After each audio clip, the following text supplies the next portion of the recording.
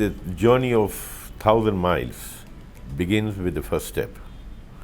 When we started over here, everything was not that good. Particularly in the year 1978, when I took over the charge from my parents, things were not in good shape at all. I, being a very young man, very enthusiastic, and wanted to make a career out of this particular business, I started working very, very hard and doing little research in the market. What is the best thing I can do to bring a great change over here and make it a #1 restaurant in future? This was one of my aims and ambitions, to make Paradise as #1. And always in life, if you want to achieve something, you have to aim at it. Aim in a very positive manner. It doesn't mean that when you aim at something, you will immediately reach that particular place and that destination and you can achieve that. No, there are so many hurdles, so many obstacles, so many challenges ahead of you. But if you make up your mind that I am going to face and overcome all the challenges and I don't care what comes, what is going to stop me, so definitely automatically things become very, very smooth for you. And even when the challenges, you face the challenges, you have already made up your mind that you're going to face the challenges, so that challenge won't be a challenge anymore for you. So that is part of your game in journey, actually, what you have accepted to take this journey forward. The journey of Paradise, actually, if I give you briefly, if I just in a nutshell, if I talk about it, that this restaurant is started in the year 1953 by my family members, who were, one of them, the founder, was my uncle, and then my father. And they started the journey in 1953 as a small canteen and a small restaurant. And it started along with the Paradise Theatre. And the name what they got, Paradise, it was originally the name of Paradise Cinema. And the Paradise Cinema started and Paradise also started. And they both started doing business. And unfortunately, due to a lot of family problems of the theatre owners and other problems, they had to close down the theatre. And they had to hand it over to a builder, and they have constructed a building, and that building has been given to a hospital known as Sunshine. Whereas we continued as Paradise. We didn't let the name Paradise die. We kept it alive and still going on. And I pray to God Almighty that it should continue to be always alive, and it should keep flourishing the way it has flourished over the period of 66 years. Being in the market for 66 years is not an easy job. Reason being, unless and until you are honest, sincere in your work, that particular work will never exist if you are not. So that shows that we have been very honest, we are very, very sincere. In what? Sincere in maintaining the quality, taking care of our customers as far as the service is concerned, and all the other basic conditions which is required or needed for a restaurant to succeed and remain in the market, like a good quality of food, price-wise, without taxing the people's pocket, service, and hygiene. All these matters were very seriously taken care of, without compromising on any one of them. When we come to the quality of the food, the best quality of the ingredients which is available in the market, we thought if we want to give something very good to the people and people who is going to welcome it, is a good quality of food. To have the good quality of the food, definitely you got to give the best ingredients. So we never compromise on that particular thing. Despite sometimes, it was very difficult because the price what we were maintaining for the food over here was very reasonable. Yes. And we couldn't keep changing the price, but sometimes due to inflation, the prices of the ingredients too very, very high. But since we had a policy that we should not keep changing the prices, so we used to get the hit. We used to take the hit of that. But we continued. I knew that nothing is constant and nothing is permanent. Even if the prices are very high, one day it'll either come down or it'll get stabilized, and we can also increase a little bit of that. But one thing I always remember in those days, when I wanted to increase the prices of the material, I used to take days and days, and I used to think whether I should increase it or not. Because the customers used to be very, very sensitive when it used to come to the pricing, you know.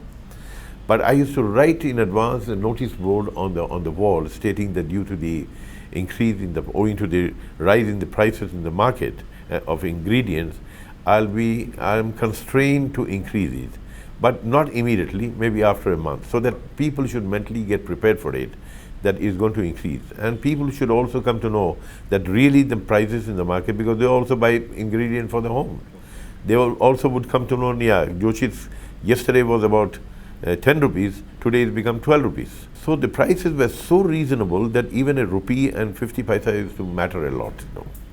Anyway, we continued this particular policy, and we made it as a principle in life that we should never tax our customers' pocket at all. So customers were very, very important to us, and everybody say customer is God, and I strictly believe in that. Customer is God, and we have to respect our customers a lot. It's not only saying that customer is God, because in the many years back, or in the ancient time, people have said customer is God, but I really personally experienced the customer is God. And I have continued to respect my customers, and at the same time, it's a teamwork, as you know, that all the people who have been working in Paradise, our staff, the employees, we considered them from day one as one of our family members. We have looked after them, and we have the staff, I mean the employees who have been working for the last 30 years, 35 years, 40 years, and some customers, some employees who started the work in Paradise in the year 1953. Of course, they are no more, but they continue to the last day of their life over here. And we have really looked after them also, because I knew without them, it wouldn't have been possible for me to continue. So this is how this journey started. And then honesty always pays, which everybody says, and it's really a fact. Honesty always pays in life, you know. When I said that we have been very honest to our customers and very sincere to our customers, we meant it. We have always tried to make sure that our customers are very, very happy. So I found the customers, when they are happy, they come back again, and they come with 2 more people again. This is how the Paradise started building business, and more customers started coming in. And the day came that we were running short of space over here, and gradually, by God's grace, we started expanding, and within Paradise only we started expanding. And today I can say it's the largest restaurant in the country, with about 1,500 people can sit at a given time, which is the largest. In the year 2009, we thought this is high time now, because too much of rush over here, and a lot of people used to write to me, they used to call me, they used to personally meet me, and they used to request me, yeah, why don't you branch out?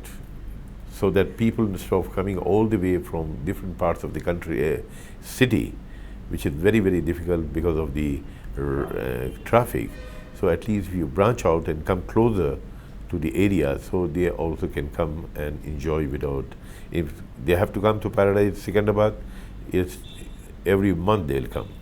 So we go closer to their homes, so they can come at least twice or thrice a.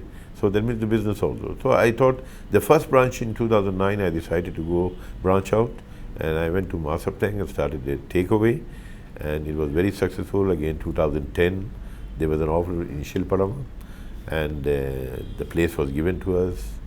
We constructed the place over there, and that was also a great success.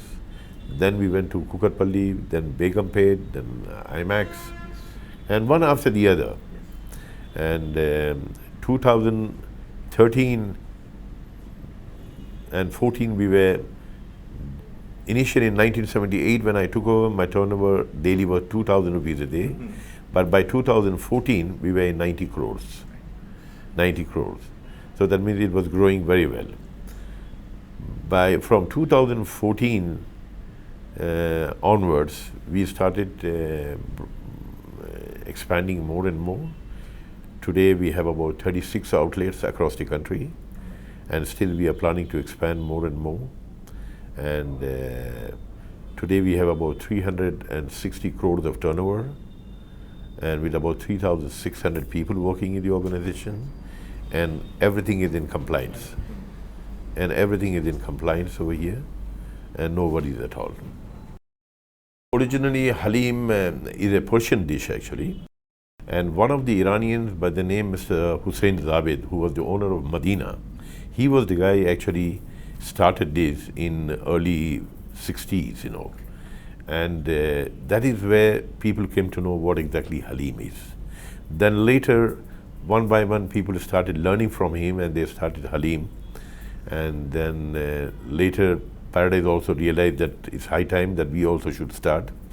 We started, but we were very particular about one thing: the quality of Halim.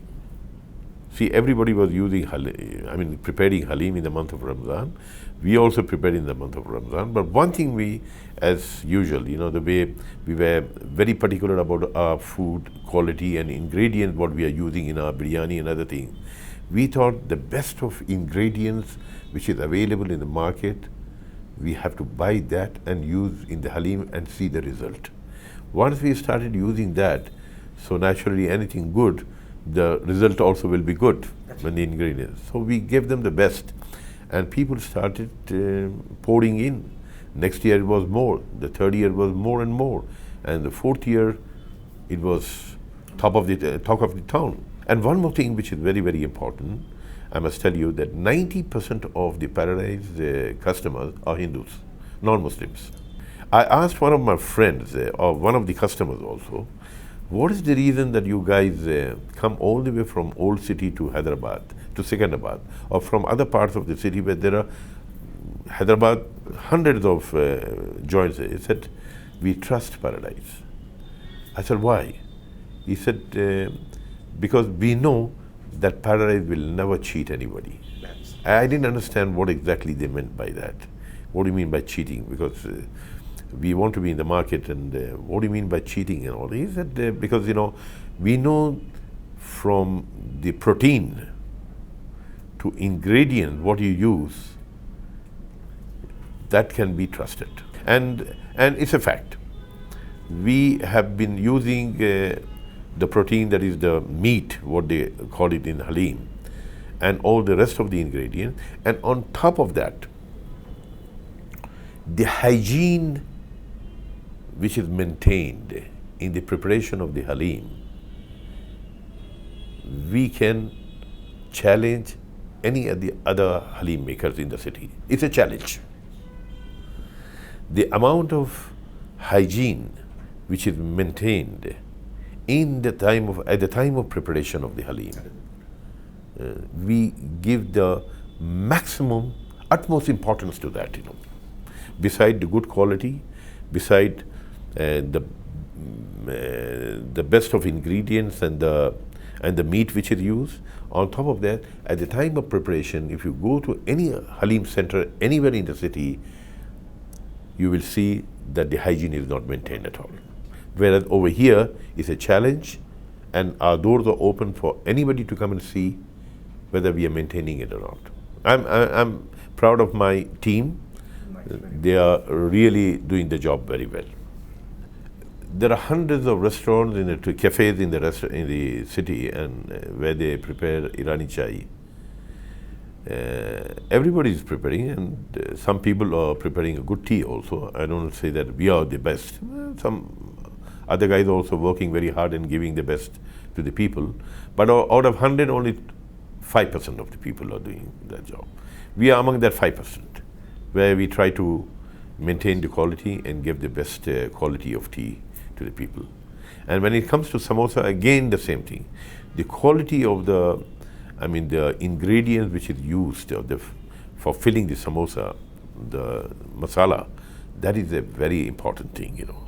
You can fill anything into that particular thing, but we make sure that the quantity of each and every quantity, the ingredient, made in such a way or mixed in such a way that it should really give you a good taste. And on top of that, there's one more thing which is very, very important in making samosa is the oil. See, the oil plays a vital role. See, once we use oil for maybe about 6 to 7 times, once we fry, we remove that particular oil. We don't use that oil again. So we are very, very particular about it, because anything happens, God forbid, by having the paradise item or paradise food, maybe a samosa, chai, or anything else, and God forbid something goes wrong with them, so who is going to face the music? Paradise. So it's a question of the brand, and we can't afford to play with it. My family, they are good. I got 3 children. I got a brother who's a doctor by profession, and I got 2 sisters. Incidentally, in my family, there are a lot of people, we have doctors, and of course, my brother also extended his hand and he joined with us. At the same time, he runs his clinic and he helps us over here also. He's also been a great help to us. And my children also, they also have worked over here. To make this business successful, it was a sheer hard work, proper planning, and support of the family, particularly my wife. She has tolerated me because I used to work 18 hours a day, and for many, many years that I really had no time for them, and even for my children also. Sometimes, you know, my wife tell me, see, children are growing and you're not giving them time. I said, I know, but only there are 2 options. Either the children or my business. So I give priority to my business, and automatically I told my wife, you better take care of the children to grow. So she took up the responsibility without disturbing me. And children grew up, they all got married, they all got children, and I'm a grandfather, and my brother is also there. He still, despite being a doctor, he also has extended his hand, and he's helped a lot. I'm thankful to all of them, you know. We have a very close friend by the name Chandrasekhar. We call him Chandru. He is the guy actually who approached me many, many years ago and told me, do you know that this has become a brand? I said, what's a brand? He said, see, you got a fantastic name in the market, and people have a lot of respect for this particular name, Paradise, and they trust this name. And why don't you capitalize on the brand? I said, see, I have no knowledge of brand, and he knows that also. Then he started talking about the brand and other things, and finally, after I came to know that it's really become a brand and we are not capitalizing on that. Then, of course, to expand within India and globally in future, so naturally you need a lot of investment. So a lot of investors approached us. So we selected one of them by the name Samara Group of investors. They approached us, and they have got some stake in the company, and they have invested a lot of money. And the team what we have now created is a very professional team. We have a separate corporate office where all the HODs and the CEO and everybody is there. And very professionally they are taking this brand forward. Hopefully that successfully they take it forward, and take this legacy forward actually, and make it a very successful this thing in future. Next level is that we are planning to be present in every part of the country and make sure that everybody enjoys the Hyderabadi biryani. The price what we are going to have everywhere is going to be very affordable also. And the best ingredients, I told you, and the best quality, which is not available in every part of the country where we are planning to introduce. Recently, I have come to know, with the data and other things which has been given to me, that 60 to 70% of the people, they order biryani. Earlier, it used to be only pizza. Now, people have switched over to biryani because it's an Indian food, actually, you know. Those food, pizzas and all, these are all international food. You can't have it every day. Once in a blue moon, if somebody offers you, okay, you'll take a slice of that or two, but it can't be a regular food. Whereas biryani, you can have it every day. And it's an Indian food, and not only it has become famous in the country, it's famous all over the world also. So this is what exactly we are planning to do. And we want to make this particular biryani known to each and every person in the world. You know. Like those people, I mean the Western countries, they have made the pizzas and KFC and McDonald's and everything known to the people all over the world. So we want to make biryani known to the people all over the world. This is exactly my aim and ambition is.